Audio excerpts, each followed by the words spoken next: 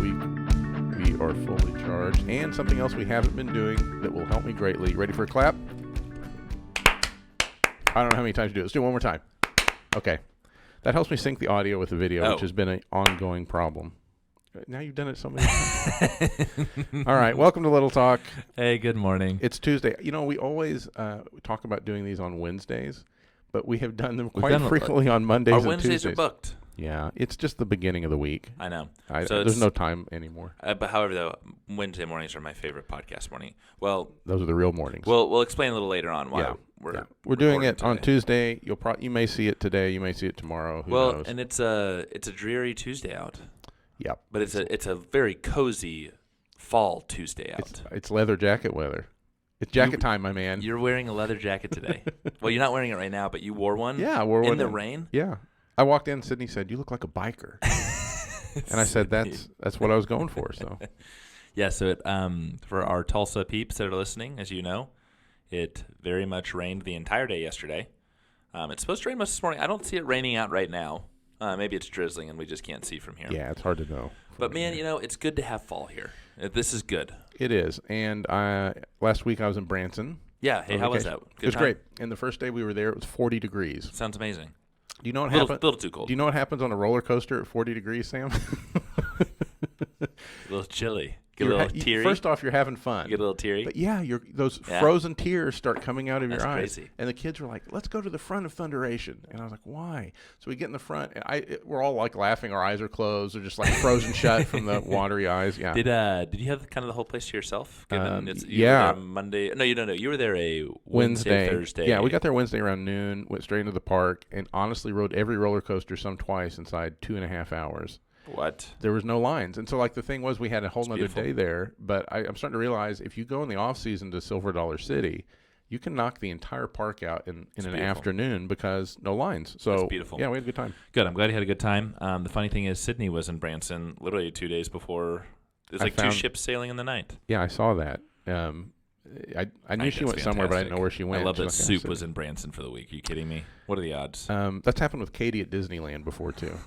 And we talked about trying to hide a little piece of paper with a note to the other person somewhere in the park, and we didn't do it, though. Yeah. Yesterday, fun fact, and we'll get into our topics. Katie, I'm wearing a jacket that I bought in Rhode Island. It's fabulous. Great-looking rain jacket. White. But it's very striking. All white, very striking jacket. Helly Hansen.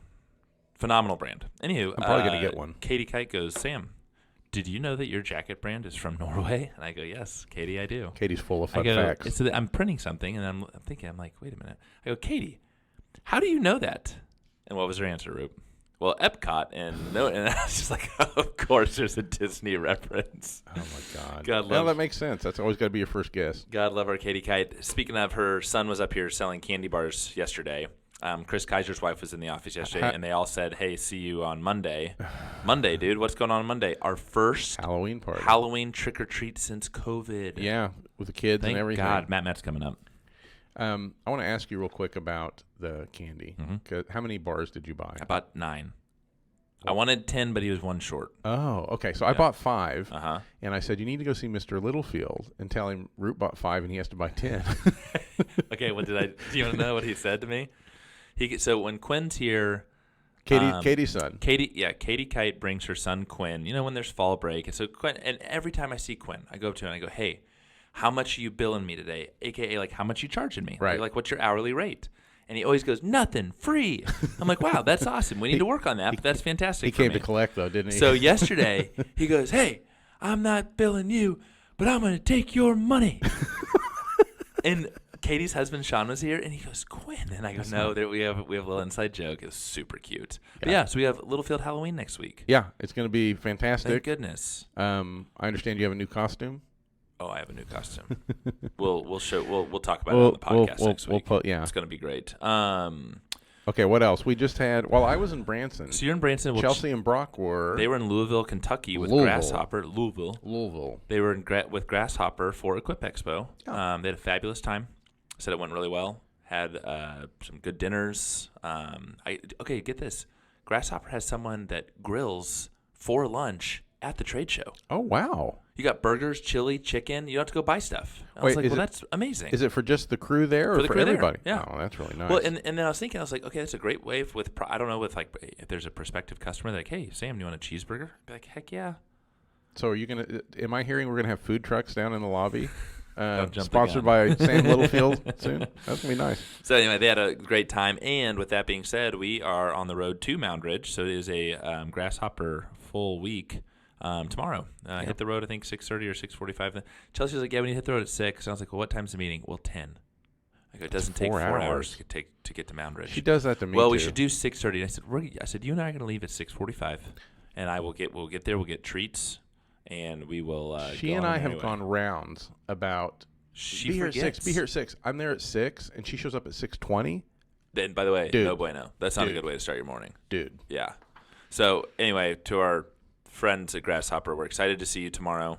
Fun fact: they bring in lunch there. It's Brent's mom's place, I believe. Oh yeah. I crave it. I told Chelsea, I like my mouth waters when I think about that. They have a chicken wrap. You have sensory association with the Grasshopper building now. It's amazing. It is. It's amazing. Yeah. Like I when I taste this chicken, I think of Grasshopper. It's a great correlation.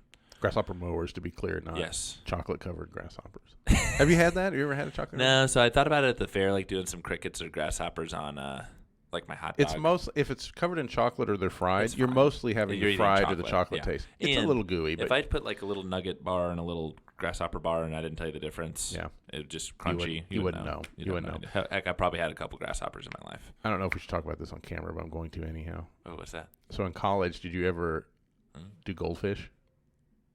Did you ever swallow goldfish? Oh, no. Did you? Was that just a thing in the 90s? You swallowed a goldfish? Yeah. Like many goldfish. Yeah. So I was a Sigma Nu, and I think it was Sigma Chi's were next to us, and they had a goldfish party.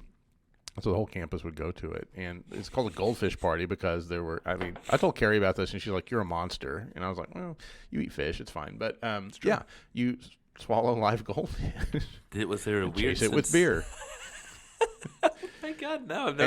I've done some funny things, but I've never done that. And before you ask, yes, you can feel them moving around your belly. Can't. Yes, you can for just a bit before the acidity gets them. Yeah. And then do we go like anything weird the next couple of days? No, it's pretty smooth. But but I, honestly, at the time, I didn't think there's so many things that you do when you're a dumb kid that you look back on as an adult and you're like, man, well, you know what? That was stupid. That was doing dumb. What that? were we thinking? Yeah. But you know what? You got beer involved is a good time. That's probably why it was happening. Funny, and I'm thinking already of titles for this for our article today. So right. We had one other note here before. Yeah, and I think this is a good segue. So I'll let you take it. So Taylor had a pretty good idea because we talked Taylor Armstrong. We talk about TikTok all the time. And we're trying to do more there for sure. We need to. Everyone needs to be for sure creating content there and thinking about SEO there. So we're practicing what we preach. We're going to practice. She had a good idea. She said, we need to start translating the little bits and the little talk, the podcast, and the email that we send out. Subscribe at littlefieldagency.com if you haven't already. That's right. We need to start translating that over to TikTok in a way that makes sense. And so you're going to start seeing a version of the digital trends. And I'm not exactly sure. We have a few different ideas. So we're going to practice and go through some things tomorrow.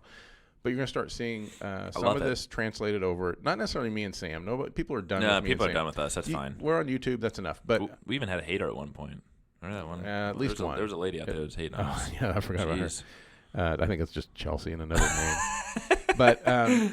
But anyhow, you're going to start seeing some of this translate over to some of our other channels, including TikTok. So look for that and follow us on TikTok. Hey, shout out Taylor. I love it. Already. Yeah, it was a good idea. Social media manager actually doing some social media managing. Social media managing. Love it. Okay, well, with that, Roop, take it away, because guess what? Our first trend is TikTok. Ding, ding, ding. So TikTok has a Be Real. We talk about Be Real. I've talked about Be Real a lot. Be Real is for the newly the new folks on listening. Be Real don't have Be Real. Be Real is an app that is antisocial. And I'd say along with Gas, which we are going to talk about eventually, it's a high school app that promotes saying nice things about your classmates. That's right. Yeah. I think these are better concepts than they are actual apps. And what I thought would happen to Be Real is happening right now. Bigger companies will kind of adopt the idea to the larger platform. And the bigger company in this case is TikTok. So you called this, by the way. Yeah. BeReal is that you take a photo. You're prompted once a day to take a photo, not a video even, but a photo of whatever you're doing. And it uses both sides of your camera. So it's a photo of you reacting to whatever you're seeing. Yeah. Think about it in a concert, how cool that would be. Super cool. So, but you don't get to choose when. It randomly will give you 2 minutes during the day. You get prompted, hey, it's time to do your BeReal. You do it. At the end of the day, you get to see everyone else's BeReals for the day. So they don't want you checking. It's not about checking it every 10 minutes. Get out of the app. Yeah, it's anti-social app. So anyhow, TikTok has a clone app called TikTok Now. And our Digital Trend 1, I should say Digital Trend 1, ding, is now available in markets outside the U.S. It's a separate app, and people have to download it. It's called TikTok Now. You get daily prompts. It's exactly like BeReal. Here's the thing, though. That says outside the U.S. I'm in the U.S., and I have this concept in TikTok. It's not a separate app, which I think is probably how it's going to end up being. BeReal freaking out right now? They've had They've had really good growth. No, but it's been stagnant lately from some of the news articles that I've read. Yeah, what the problem for them is they never figured a way to monetize it. Because they don't want you in the app. To raise capital, to continue to adapt the process. But they always kind of looked at me like someone that wanted to be bought. The problem is they're not getting bought. It's not so much that other people are doing it, it's that they're not being bought. At this point, Facebook definitely has the technical savvy and engineers and developers and whatever to kind of clone that concept. Easy, quick. So there's no reason in a matter of 24 hours. And BeReal didn't have they weren't able to grow such a huge audience. Anyone wanted to buy that audience. In fact, most people on BeReal are probably already on Instagram and TikTok and other channels too. So they just didn't get bought. But the concept I knew was a good one, and TikTok's adopted it. I see it in the app now. Every day I'm checking TikTok at night, sit on the couch, and I would say 80% of the time it prompts me and says, hey, it's time to do your TikTok now. I think it actually says it's time to be space real. You are a super user, dude, because I am on TikTok quite frequently, and I am not getting those prompts. I'll show you after. But you know what, though? I wonder, you do post a lot. I don't post. I wonder if there's something there, like, hey, I could be in a beta and not know it. You might, wow, dude, that's awesome. Yeah, I'm a power user. So anyhow, they have adapted it. They have it in the app. It's not a separate app for us in the U.S. It is right in TikTok. And if you have noticed this, let us know in the comments or shoot us a note that if you're in TikTok and have seen this feature, I want to know that I'm not the only one. Yeah, I was thinking about it earlier as we were prepping for this. I was like, why is Roop getting this opportunity? But you do post. By the way, I did tell someone recently that you are my favorite TikTok follower. Was that someone, your wife? No, actually, it wasn't. It was actually might be slipping someone up here. Tara's very well aware that you're my favorite TikTok follower. Okay, good. Okay, Digital Trend 2. Digital Trend number 2. YouTube is outlining a new monetization program for short creators. Interesting. So here's the thing, right? They are launching what we are calling its biggest assault on TikTok as part of the broader push to dominate the short-form video trend, with the announcement that it will provide more direct monetization, so more money in your pocket as a creator, which could make it'll change the game. And not just short form video, vertical video. Vertical video is kind of the important part here. What's crazy? So Roop, if I'm understanding this correctly, and so our listeners are too. So we identify you as a kick-ass creator. Mm-hmm. You have a good following. And we want you to start doing some short-form content. Is it for brands? Is it on behalf of yourself? But YouTube is literally going to start paying you because it has identified you as a good creator.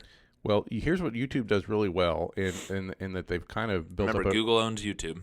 Yeah, they've built up a really good wall of defense against things like TikTok. I remember I bet on shorts really early on. I mean, you are. So you did. So TikTok, I think they pay a percentage of their creators. I saw a chart on this. Which is not as much as you think. No, it's not. And YouTube actually still is one of the higher payers. They've always paid creators because they run ads on there, and they give a portion of that ad revenue to the creator. So there's a mathematical formula for it. But the really good YouTube, the top 1%, make millions and millions and tens of millions of dollars a year off of their content. So it's a pretty easy jump to say, hey, we really want to push vertical shorts and make sure that people are engaging with those because we're going to put ads in them too. So we're going to pay you, the creator. We're already paying for vertical video on our normal platform to start creating shorts where we can start monetizing the hell out of it as well. It makes a lot of sense. I knew it was coming, and they're moving a little faster. TikTok has ads. But, man, how easy is it if you're already purchasing ads in the Google universe for YouTube? Exactly. Just, boom, it's another channel. Well, I recently had lunch with someone who's a rock star. She's mid-20s. She has 270,000 followers on TikTok. Is this one of our interns? Mm-hmm. No, okay. Nope. I won't disclose her name, but she's awesome. And I was like, so how did it happen? And she said, 2 years ago, she's going through a breakup. And she was like, I'm just going to start doing this. And she did it. And then kind of started to build a following. She's like, oh, this is interesting. And then she was like the person and what she's promoting, which is really cool. Self-worth for females. And I just think that's awesome. It's such a feel-good thing. And she's just very real with her followers. So I asked her about that. And I was like, hey, you don't need to tell me a number, but the monetization But what kind of car do you drive and where's your house? And she doesn't get paid hardly anything by TikTok, but it's the brands that are paying her to promote their products. So recently she went on a cruise ship, and she was promoting, and I think she paid for the cruise, but all these brands were kind of swimsuits, shoes, Yep. makeup, etc. Literally, and she has gotten so popular. She has a talent manager in the United Kingdom. She's on the cusp of big money. Totally. Eventually they switch from sending you shoes and swimming suits to checks. And she's getting paid a little bit. And she has to fulfill a contract. Our intern Natalie we had her on the podcast. She's trying to grow her YouTube following because she makes more money there. She makes more money, and she understood the value of potentially. She likes getting out of the game. She likes shorts. TikTok. She's using TikTok. She was exploring TikTok, but she had, I think, at the time said she'd only really started taking it seriously a couple of weeks or months before we were talking to her here. Yeah. And she said, "No, I mean my YouTube, I make more money on it," and that's. At the end of the day, that's where YouTube and Google has done it right. Yeah, they're actually paying the creators for the content they're creating that YouTube or Google then leverages to get advertising dollars. And so, kingdoms will rise and fall, but I think Google and YouTube will be around for a while. Yeah, for sure. This is good. I like it. Next week, I think we are recording on a Wednesday. Really? Pretty sure. As of right now. We'll see. We got some exciting news next week. We do. On the new employment front. It was almost in this month. It was almost in this, but we had a lot of good things going on the front. We had to cross it out. We make edits right at the last minute. Yeah, sometimes. for sure. We do it live. But anyhow, as always, Roop, I enjoy it. Yep. It's nice to have you back in the office. Thanks. Good to be back. Glad it was a good vacation. And here's the jacket weather. Jacket weather. Talk to you later. We'll see ya. Bye-bye. Bye.